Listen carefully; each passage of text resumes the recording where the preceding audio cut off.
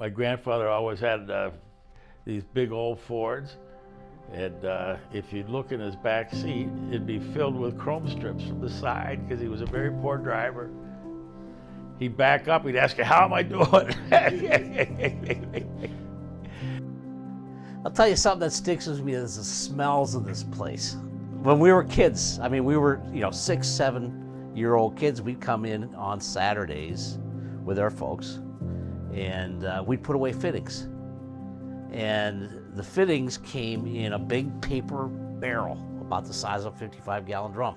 And in the barrel were burlap bags. And in those bags, they were reused bags, they were coffee bean bags.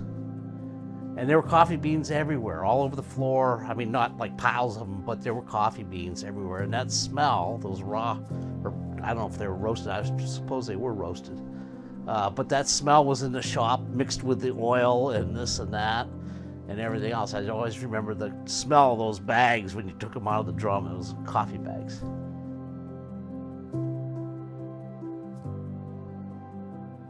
The family dynamics is really something, especially in an area there's a lot of family businesses. And what a lot of people don't know, 2/3 of the world's economy is produced by family-owned businesses. But out of those businesses, only 30% of those businesses survive going from the first generation to the second generation. And only 12% go from second generation to third generation. And as we're finding out now, going from third generation to fourth generation, only 3% of those businesses survive. I think it's important for people to realize that family businesses never start off massive. They start off small, somewhere. Usually some small entity in the back of somebody's house or in their basement. And that's exactly the same story for the Spaeder family. Their first shop was right in the backyard of their home on 25th Street. It was 730 East 25th Street. This was not a big house. It was a house that he built and where they raised all 11 children. And the backyard, while it was deep, it still was not a massive backyard. And his first shop, having been located there, was basically this old, we were told it was Army surplus, like an Army surplus barracks or something that he bought, and he assembled it and put it in the backyard for a shop. And then there were these piles of pipes, so the backyard also became the inventory, the storage for all the pipe. And the clotheslines ran above the pipelines. I'm sure those early years were very, very challenging. And there was very little delineation between the personal life and the professional life. I can remember my mother talking about how difficult it was. Her brothers would be working back out in the shop, and how they would track oil and grease in on their boots and scrubbing the floor in the kitchen and trying to get that off, what a challenge that was. And I think about the fact that, amidst this small home, the pipe piles, the warehouse in the back, you have 13 people living, and our grandmother is cooking for 13 people 3 times a day in a relatively small kitchen, certainly by today's standards, where there wasn't enough room in the kitchen for the refrigerator. That was on the back porch, and they had benches instead of chairs at the table so that they could accommodate all of their children.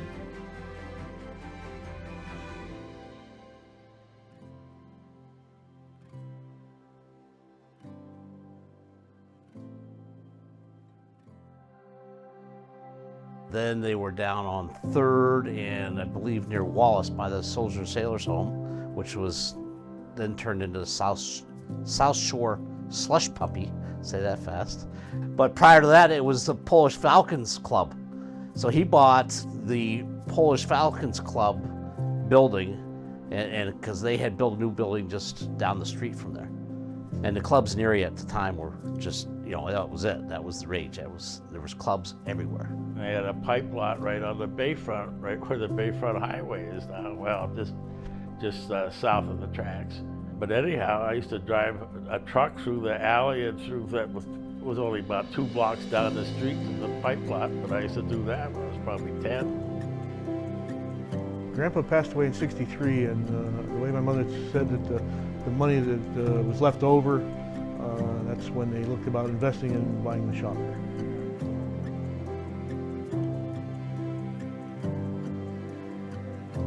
Back in the 60s and 70s, Erie was largely a manufacturing town, but much of that manufacturing has left.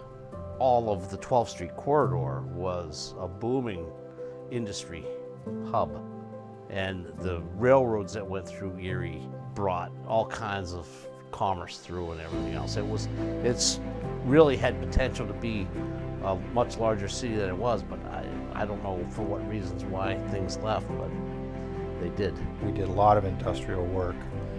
During that time frame, we worked in the West 12th Street Rust Belt, Malleable Iron, Erie Iron Works, Keystone Foundry. We worked at Erie Forge and Steel. That was a lot of what we did then. Hammerville Paper Company by far was the company's biggest client. We did probably half of our work there. Half of our total work was out of that place. Because of its closing, it forced us to look at other things and do other things. And for that, it was probably a good thing. That made us expand and look further and do more and do different stuff. We got doing hospital work in colleges and things like that, so institutional became an important part of our business.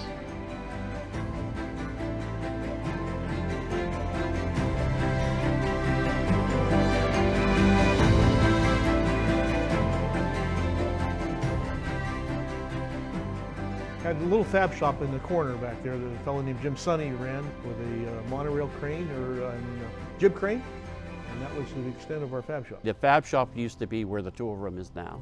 I was one of the welders in there, and then I went into the field, and then we had another guy welding. We had one guy and one manipulator welding there. 1990, Terry and I decided to build the fab shop that we have now and lay out all the equipment, what we needed there, and the size of it and everything. So that was built in 1991, 92. It's grown since then. We've added more fire protection equipment in there. We're doing the plumbing prefab in there, and we're doing the welding in there. It's helped our company grow, and it's helped us get the jobs that we needed to get, especially on the industrial work and stuff. 2008, I became the service manager. I started with 2 plumbing techs and 4 HVAC techs. Now we have 48 service techs working for us now. So I'm pretty proud of that, being able to take that business line and build it the way I have. So the company's reputation helped out quite a bit with that. People knew our reputation, they trusted us, and so they were able to call us to do the work. The support of my family, giving me the reins to say, okay, do what you can. I wasn't afraid to do anything because I had the family behind me. With service growing, expanding into water treatment, wastewater treatment, our industrial client base was growing. We were going for jobs a little bit further out of town. We started new processes for plumbing and HVAC, so those jobs were coming. Everything in combination helped out for us to grow. When we decided to do the latest addition, the building we're in now, and also the new office space, and remodeling all of our existing office space. With us growing and finding new customers, we wanted to present ourselves better. The old tile floors that we had, everything was outdated. We wanted to look more professional. So we decided to redo the offices, add the addition, and then add this building that we're in here now.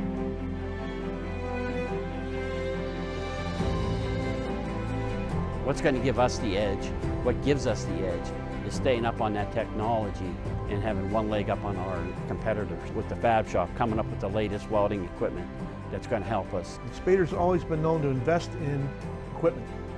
They've always had the best. I've worked for other contractors that don't have half the equipment that Spaeder was willing to invest in. And such as Jay knows, all this electronic is not cheap, but yet without it, you're left behind. Back then we didn't have the facilities that we have now. Back then we didn't have cell phones, we didn't have beepers, we didn't have fax machines. I don't know how we did it. I mean, we did it with string and hard work. Now it's all done with lasers and GPSs.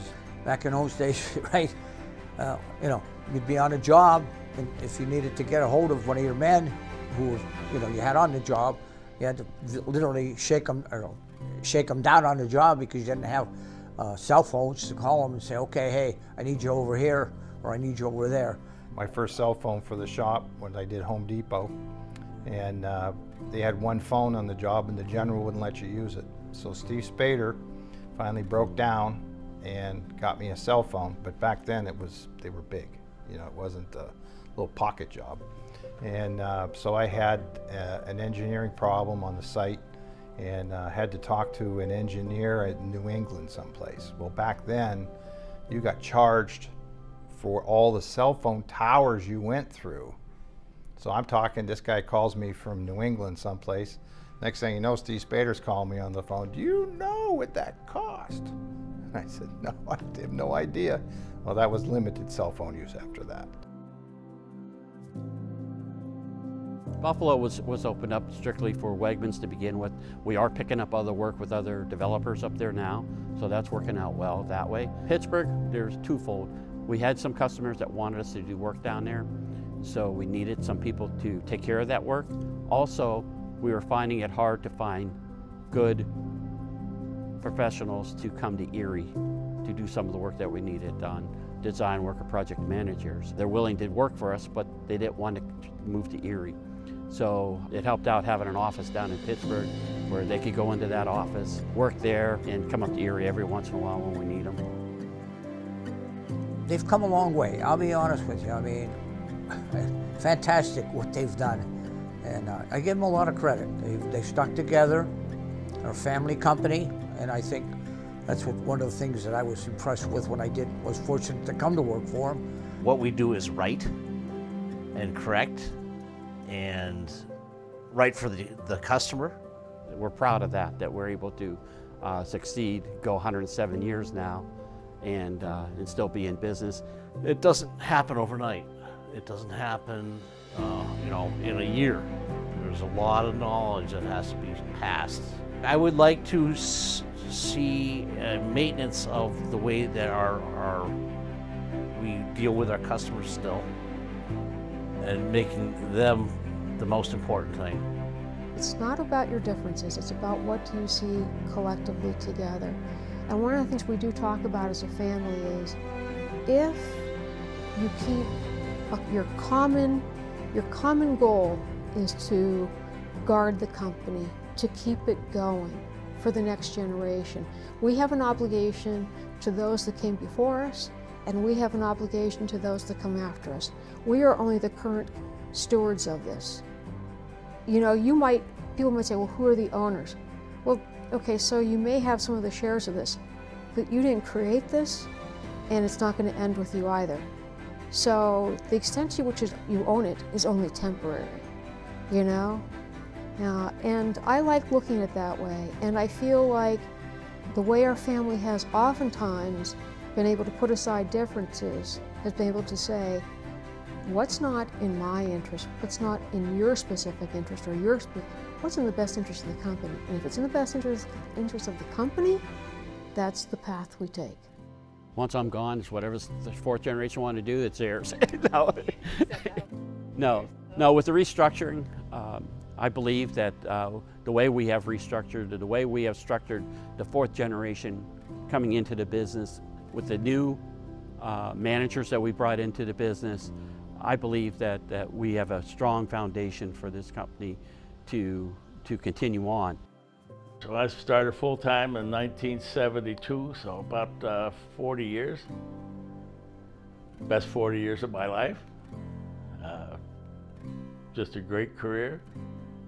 I'm retired now, and I miss the people, I miss the relationships, but I don't miss bid day, I can tell you that. That was never my favorite day. I was always had butterflies in my stomach.